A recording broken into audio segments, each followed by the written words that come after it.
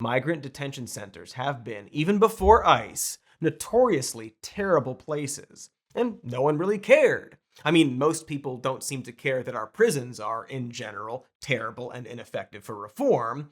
That is the system in place, and so it's simply easier for that system to keep on keeping on.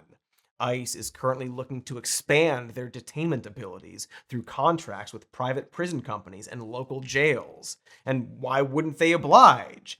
Private prisons are there to make money. Not to mention that local jails also get paid by federal agencies like ICE and the US Marshals Service to hold more people. Local police forces depend on that money.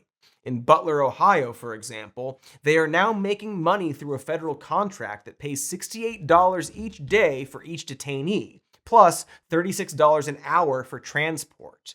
That contract is more valuable to them than the actual job of serving and protecting their community. How do I know that? Because Butler PD allowed ICE to arrest a father and son who were working construction in the jail. They were imprisoned in the same jail they were there to renovate for the police. And then the sheriff went on X, the everything app for groveling to the president, to boast about it. They drove past the sign.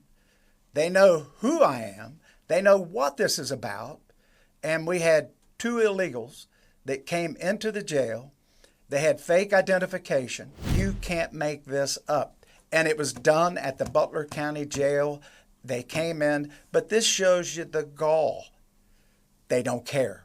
And for those of you that are listening, this is one of many. I've told you, we're getting the training. We're going to be able to do this very soon. He thinks it's about gall? Like someone dared these 2 people to sneak in and do work for him? You know why they were there, Sheriff Mustache? Probably because they fucking needed the work and hoped, or maybe trusted, that their community wouldn't screw them over. And they were wrong.